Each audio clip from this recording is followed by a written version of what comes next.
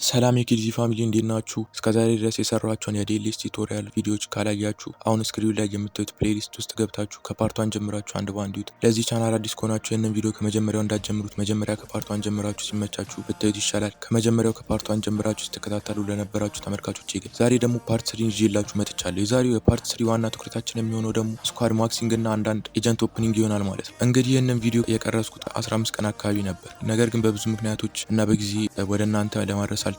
በርካታ ተደራራቢ ኮንተንቶች ስለነበሩብኝ እነሱን አቻችዬ መስራት ስላቃተኝ ሌሎቹን አስቀድሜ ይህንን ያዘገየሁባችሁ ለዚህ በጣም ይቅርታ ጠይቃለሁ። እንደነገርኳችሁ ዛሬ በጣም አሪፍና አዝናኝ ቆይታ ነው የሚኖረን። እንደነገርኳችሁ መጀመሪያ የሲዝን ፓሱ አልቆ ስለነበር ሙሳ ተማሪ የሚባል ሌፍት ሚድፊልደር ሰጥቶኛል ማለት ነው። እውነቱን ለመናገር ባላጫውተውም አይታችሁታል። በጣም አሪፍ ስፒድ እና አክሰለሬሽን አለው።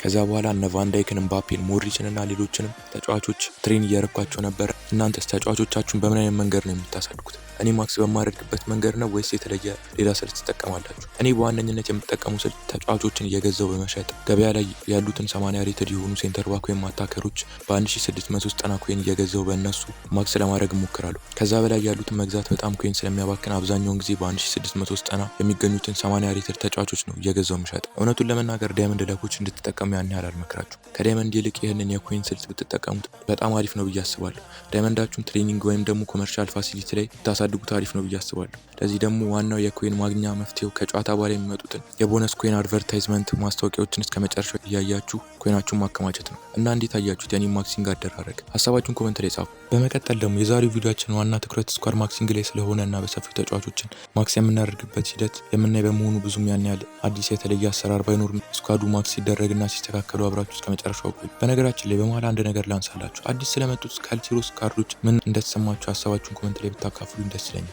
አሁን በቅርቡ በርካታ መረጃዎችን አይቼ ነበር። እነ ኦባማያንግ፣ ኢስኮ፣ ዴሃ እና ሌሎችንም ድንቅ ተጫዋቾችን ያካተተ አዲስ የሬንቦ ከለር ዲዛይን ያለው ካርድ ይዘው ነው የመጡት። ባለፈው ቪዲዮ ላይ በ2 ደቂቃ አካባቢ ቪዲዮ ሰርቼ ተናግሬያለሁ፣ ታስታውሳላችሁ ብዬ አስባለሁ። ነገር ግን ፐርሰናሊ የዲኤልኤስ ኢኮሲስተም እና የጌም ሁኔታ በጣም እየተበላሸ ነው ብዬ አስባለሁ። ገና የአንዱ ኢቨንት ሳይጠናቀቅ ለምሳሌ እንደ ወርልድ ዊነርስ ያሉ አሪፍ ቫልዩ ያላቸው ሳይጠናቀቁ እና ተደስተንበት ሳንጨርስ ገና በ15 ቀን እና በሳምንት ልዩነት ውስጥ አዳዲስ ኢቨንቶችና አዳዲስ ካርዶች ይደራርባሉ። በዚህ ምክንያት የጌሙ ሃይፕ እና የካርዶች ዋጋ ሙሉ በሙሉ እየጠፋና እየተዳረሰ ነው የሚመጣው። ኤፍቲጂ ጨዋታውን ለሰው መዝናኛ እና ለተጫዋቾች ደስታ ሳይሆን ሙሉ በሙሉ ለገንዘብ ብቻ እያደረጉት ይመስላል። ገና አንዱን ሳናገኝ ሌላ ይመጣል፣ ያኛውን ሳናገኝ ደግሞ ሌላ ይደራርባል።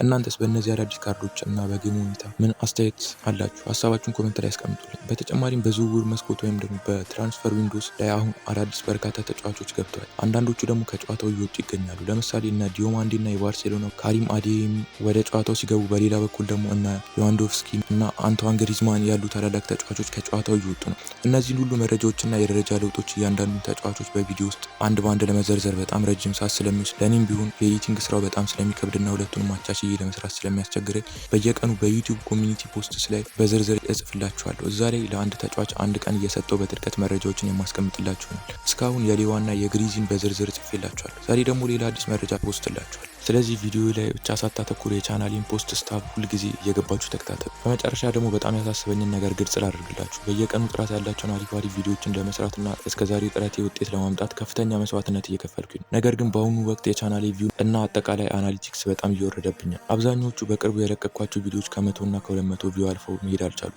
በቅርቡ ከለቀኳቸው ቪዲዮዎች ውስጥ 49 ጨዋታዎችን አሸንፌ ዋንጫውን አሳካሁት የሚለው ቪዲዮ ብቻ 400 ቪው ይገባል። ሌሎቹ ሙሉ በሙሉ በጣም የሞተና ዝቅተኛ እይታ ነው ያላቸው። በየቀኑ ቪዲዮዎችን አዘጋጅቼ ለመልቀቅ የምችለውን ያህል እየጣርኩኝ ቢሆንም ያለ እናንተ አጋዥነት እና ድጋፍ ቻናሉን ወደፊት መራመድ አልቻለም። ለምንድነው ቪዲዮውን እስከ መጨረሻው የማትከታተሉት? ሰብስክራይብ ያላደረጋችሁ ሰዎች ደግሞ ሰብስክራይብ ለምንድነው የማታደርጉት? ቪዲዮንም ላይክ ለምንድነው የማታደርጉት? ቻናሉ በጣም የተጎዳ ስለሆነ ባካችሁ አግዙ። እናንተ ቪዲዮን ላይክ ስታደርጉ፣ ኮመንት ላይ ሀሳባችሁን ስታስቀምጡና ከኔ ጋር ኢንጌጅ ስታደርጉ የዩቲዩብ አልጎሪዝም ቪዲዮ ጥሩ እንደሆነ በማሰብ ለብዙ አዳዲስ ተመልካቾች ያሰራጫል። ስለዚህ ቪዲዮን እስከ መጨረሻው በመመልከት ላይክ እና ሰብስክራይብ በማድረግ ቻናሉን ወደ ተሻለ ደረጃ እናድርስ። እሺ ፋሚሊ፣ ከዛ በኋላ ደግሞ ቲቦ ኮርቷን ማክስ አድርጌያለሁ ማለት ነው። ማክስ አድርግ የነበረበትን ቪዲዮ ሁሉንም አልቀረጽኩትም፣ ግን ማክስ ከተደረገ በኋላ ምን ያህል አሪፍ እንደሆነ አይታችሁታል ብዬ አስባለሁ። አሁን ላይ 94 ሪያክሽን እና 91 ሊንክ ነው ይወጣልኝ ማለት ነው በሚገርም ሁኔታ። በሌላኛው አካውንቴ ግን 98 አንድ ሊንክ እና 88 ሪያክሽን ያለው። ስለዚህ ሁለቱ አካውንቶች ስታቲስቲክስ ትንሽ ይለያያል። የኢሚሊያኖ ማርቲኔዝንም ካርድ እንደዚሁ አግኝቶ በነጋታው ማክስ እንዳደረግኩት ነግሬያችሁ ነበር። ግን ሁልጊዜ የኮች እና የማክስ አደራረግ ቪዲዮችን ብቻ በተከታታይ ስለቅ ለእናንተ በጣም እንዳይሰለች ብዬ ነው ድሪም ሊግ ላይ ጨዋታዎችን ሲጫወት በመሀል የምለቅላችሁ ማለት ነው። በመቀጠል ደግሞ የወርልድ ዊነርስ ኢቨንት በገባበት ሰዓት ቆየት ብሏል። እንግዲህ እንደነገርኳችሁ ይህንን ቪዲዮ የቀረጽኩት ከ15 ቀን በፊት ነው እና በዛን ወቅት በዳይመንድ አሪፍ ተጫዋች ለማግኘት እየሞከርኩ ነበር። በዛ አጋጣሚ ብራያን ምቤሞ ደርሶኝ ነበር። ነገር ግን እሱ ለእኔ ስኳድ ያን ያህል አስፈላጊ ስላልነበረ ወዲያውኑ ሽጬ ለኮችነት ተጠቅሜበታለሁ ማለት ነው። ከዛ በኋላ ብዙ አሰልጣኞችን አጠራቅሜ ኪሊያን ምባፔን፣ እነ ያማልን፣ እነ ዴምቤሌ እና ሌሎችን ተጫዋቾች ማክስ ለማድረግ ከፍተኛ ስራ ሲሰራ ነበር። በአሁኑ ወቅት ብዙ ተጫዋቾች ገና ሙሉ በሙሉ ማክስ ደረጃ ባይደርሱም በቡድኔ ውስጥ በጠንካራ ደረጃ ላይ ይገኛሉ። በተጨማሪም የተከላካይ ክፍሌን በደንብ ለማጠናከር ዊሊያም ሳሊባን ገዝቼ ወደ ስኳድ ቀላቅዬ ያለው ሳሊባ በባህሪውም ሆነ በሜዳ ላይ ብቃቱ በጣም ጎበዝና ጠንካራ ተጫዋች ነው።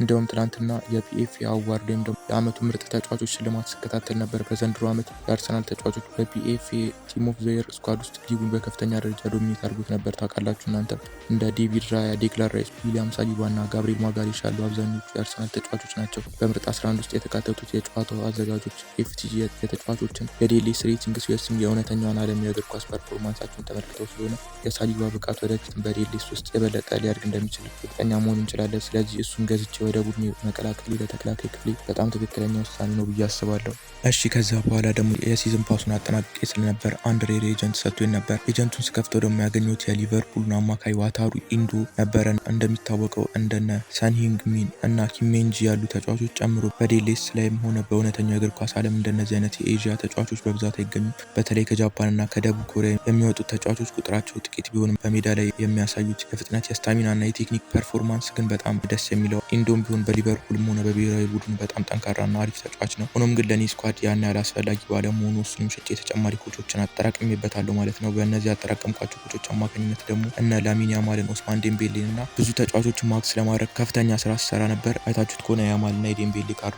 አሁን ላይ በጣም በጥሩ እና በከፍተኛ ደረጃ ላይ ይገኛሉ ማለት ነው። እውነቱን ለመናገር እነዚህ ሁሉ ኮቾችና እድገቶች ያገኘሁት ኦንላይን ላይ ድሪም ሊግ ላይ እየተጫወትኩኝ አልነበረም። በዛ ሰዓት በዋነኝነት በከፍተኛ ሁኔታ ግሬንት አደርግ የነበረው በኬሪየር ሞድ ላይ ነበር። በዴሌስ ተጫዋቾች መሀል በኬሪየር ሞድ እና ድሪም ሊግ ላይቭን በተመለከተ ብዙ አይነት መከፋፈል ነው። የተለያየ አመለካከት ሊኖር ይችላል። ነገር ግን እኔ ከራሴ ልምድ አንጻር ለአዲስ ጀማሪዎች የምመክራችሁ ነገር ቢኖር ቡድናችሁ ጠንካራ ስኳድ እንዲኖረው እና አሪፍ የጌም ኤክስፒሪየንስ እንድታገኙ ከፈለጋችሁ መጀመሪያ ላይ በኬሪየር ሞድ ላይ በደንብ መጫወት አለባችሁ። በኬሪየር ሞድ የተለያዩ ዲቪዥኖችን እያለፋችሁ ስታዲየማችሁን እያሳደጋችሁና ብዙ ጌኖች መሰብሰብ አለባችሁ። ከዛም በላይ ደግሞ የትሬኒንግ ሴንተራችሁን እና የኮመርሻል ሴንተራችሁን ማክስ አድርጋችሁ ስታጠናቀቁ ከእያንዳንዱ ጨዋታ በኋላ የሚመጣላችሁን ገቢና ኮይን በጣም ስቴብል እና ከፍተኛ ይሆናል ማለት ነው። ይህን ሁሉ ሳታስተካክሉና ጠንካራ ስኳድ ሳትገነቡ በባዶ ቡድን ቶሎ ብላችሁ ወደ ድሪም ሊግ ላይ በምትገቡ ከሆነ ግን አካውንታችሁና የጌም ፍላጎታችሁ በጣም ነው የሚጎዳው። ምክንያቱም ላይ በላይ ገና ማክስ ያልተደረጉ ኮመን ወይም ሌጀንዳሪ ተጫዋቾች ይዛችሁ ስገቡ ሙሉ በሙሉ ማክስ ከተደረጉ ስኳዶች ጋር ስለሚመድባችሁ ተሸንፋችሁ ተስፋ ልቆርጡ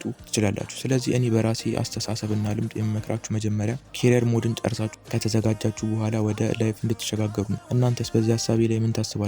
ለአዲስ ጀማሪዎች ኬሪየር ሞድ ነው ወይስ ድሪም ሊግ ላይ ቢበልጥ የሚጠቅመው? ሀሳባችሁን እና ልምዳችሁን ኮመንት ላይ ጻፉልኝ። እሺ ከዛ በኋላ ደግሞ የብራዚሉን የዓለም ዋንጫ ጥበበኛ ሪቫልዶ አግኝቻለሁ። እንደምታውቁት 85 ቤዝ ሬቲንግ ያለው የ2002 ካርድን ይወጣልኝ። እውነቱን ለመናገር በዋናው አካውንቴ 86 ሬትድ ያለው ካርድ ስላለኝ እዛኛው አካውንቴ ላይ የ85 ሬቲንግ ያለው ካርድ ቢደርሰኝም ቶሎ ብዬ ማክሲም አድርገው አይመስለኝም። ምክንያቱም እዛኛው አካውንቴ ላይ ብዙ አታኪንግ ሚድፊልደር ስላለኝ ማለት ነው። እንግዲህ የቻናሌ ቤተሰቦች ለዛሬ ነበርን የፓርት 3 ቆይታና የስኳድ ማክሲንግ ቪዲዮአችንን ይህን ይመስል ነበር። ቀደም ብዬ እንደነገርኳችሁ በየቀኑ የሚወጡና የሚገቡ አዳዲስ ተጫዋቾችን መረጃ፣ የዲኤልኤስ አዳዲስ ፊውቸሮችን እና የዝውውር ዜናዎችን በዩቲዩብ ኮሚኒቲ ፖስትስ ላይ በስፋት የምጽፍላችሁ ይሆናል። በመጨረሻም ቪዲዮን ከወደዳችሁት ላይክ ማድረጋችሁንና ለቻናል አዲስ ከሆናችሁ ደግሞ ሰብስክራይብ በማድረግ የደውል ምልክቷን መንካት እንዳትረሱ።